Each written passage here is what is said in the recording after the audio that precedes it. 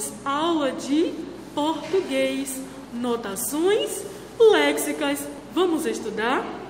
Olha só, as notações léxicas é um grupo de sinais gráficos que nós usamos no vocabulário para auxiliar ou mudar a pronúncia de algumas palavras. Quais são alguns desses acentos? Vamos conhecer? Temos o acento agudo, o acento circunflexo, o acento grave, a cedilha e o hífen. Fazemos o uso desses acentos para auxiliar e melhorar a compreensão na pronúncia das palavras. E cada um desses acentos, eles possuem uma função específica.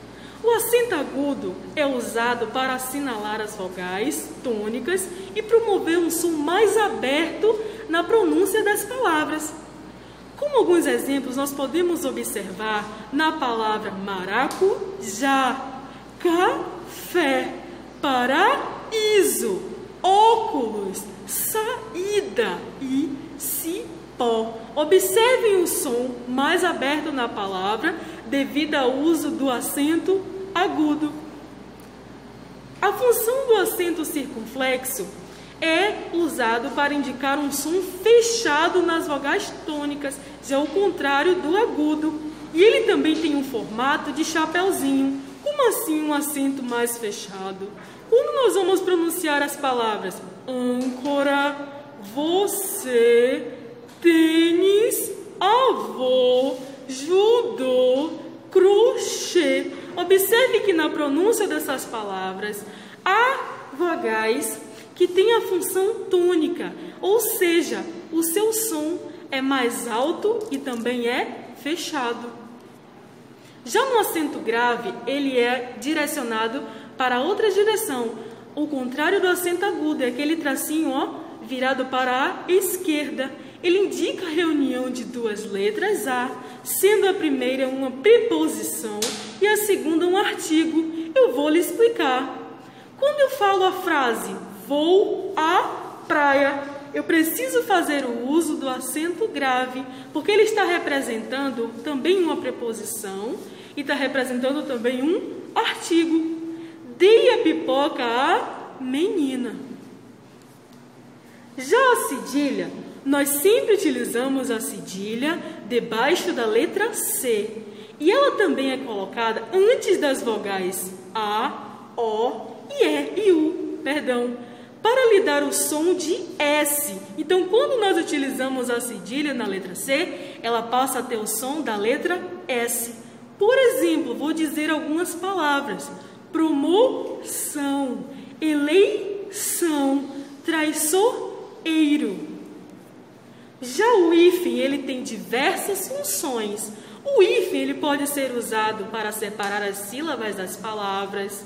Ele pode também ser usado para ligar os pronomes oblíquos ao verbo. Pronomes oblíquos são aqueles pedacinhos das palavras. Olha só os exemplos que eu vou citar aqui.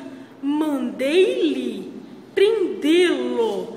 Depois do hífen, nós temos aí os pronomes oblíquos. Então, o hífen ele está fazendo a ligação do verbo com esses pronomes. E ele também serve para ligar as palavras compostas, como couve-flor, guarda-chuva, não é isso? Guarda-roupa. Caso ainda haja dúvida, podem perguntar para mim no PV, viu? Estudem. Beijos. Vamos para a nossa aula de matemática. Hoje nós vamos estudar os números ordinais. Os números ordinais, eles são usados para indicar um número de ordem ou posição numa série. Por exemplo, quando há uma competição de atletismo, a posição de cada atleta é representada por um número ordinal. Quem conseguiu chegar com menos tempo fica em primeiro lugar. Quem vem após fica em segundo lugar. E quem vem depois em terceiro lugar. E assim sucessivamente. E também eles são representados com um sinal que pode ser um O ou um A, logo acima, como vocês podem observar. Os números ordinais, eles também podem ser escritos por extenso. O é chamado de primeiro, o 2, segundo, o 3, terceiro, o 4, quarto, o 5, quinto, o 6, sexto, e assim sucessivamente, sétimo, oitavo, nono, décimo e 20º. Observem que na pronúncia desses números nós já podemos observar uma colocação de lugar. Por que os números ordinais eles são abreviados e podem também ser escritos por extenso? A escrita por extenso dos números ordinais é muito complexa, o que faz com que esses números sejam abreviados. Por exemplo, 58º, 76º, 50º ao 82º. Observem que palavras difíceis. Para usarmos no nosso cotidiano ficaria um pouco complicado, não é isso? Então é por isso que eles são abreviados. Essa é a razão pela qual nós usamos esses números desta maneira. Aquele símbolo que eu falei que acompanham esses números ordinais, eles também são acompanhados de um tracinho. Podem ser colocados sozinhos ou com um tracinho embaixo. E essa foi a nossa aula de matemática. Olá, meus amores! Vamos para a nossa aula de ciências. Hoje nós vamos estudar sobre a água. A água ela é uma substância valiosa e necessária para a vida no nosso planeta, pois sem ela nós não existiríamos. Nós precisamos da água para muitas coisas, não é mesmo? Para tomar banho, para beber, para as plantas. Todos os seres vivos eles precisam da água. A água ela tem características próprias e também pode se apresentar em 3 estados físicos. E eu vou lhe dizer quais são. São o sólido, o líquido e o gasoso. Ela também tem uma fórmula. Qual seria a fórmula da água? Ela é H2O. O que cada um representa? O H representa o hidrogênio. O 2 representa que são 2 átomos de hidrogênio. E o O representa o oxigênio. Por não ter uma numeração, nós consideramos um átomo de oxigênio. Então, a fórmula da água H2O, 2 átomos de hidrogênio e um átomo de oxigênio. A água no nosso planeta ela está distribuída em 2 tipos, a água doce e a água salgada. A água doce ela é a pequena parte, representa apenas 3% da capacidade total do nosso planeta. E ela pode ser encontrada em rios, lagos ou até mesmo em represas.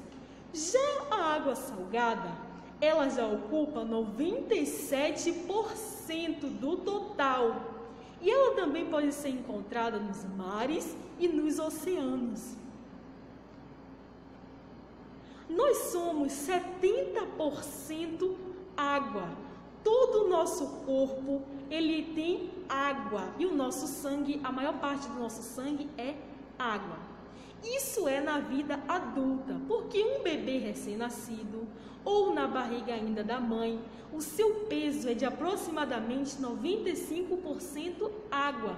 E à medida que esse bebê ele vai crescendo, a quantidade de água ela vem diminuindo do nosso corpo. Estudos afirmam que a quantidade de água no nosso corpo é influenciada pela quantidade de gordura. Eles dizem que quanto mais gordura no nosso corpo, menos água. Há diversas maneiras da água do nosso corpo ela ser perdida, através da urina, do suor, que nós chamamos de transpiração, da lágrima, entre outras. E toda essa água perdida do nosso corpo, ela precisa ser reposta. Através de que nós precisamos beber esta água para que ela seja reposta no nosso organismo, porque sem água nós não sobreviveríamos. Qual é a importância da água no nosso organismo? Ela está presente em diversos órgãos, tendo em cada órgão a sua função. Não somos só nós que precisamos da água, as plantas elas também necessitam da água. Todos os animais também necessitam da água. Por isso, ela é muito importante e é considerada a unidade fundamental da vida. Entenderam? Então, vamos para o nosso diário. Tem aqui o nosso livro de português, página 53, atividade de português no caderno, ficha de matemática e livro de ciências, página 39 e 40. Estou esperando, hein? Façam direitinho as suas tarefas, mandem foto para mim, façam bem bonito. E mais importante, continuem se protegendo, porque o coronavírus não está para brincadeira, não. Então, até a próxima e beijo grande no coração. Vamos lá.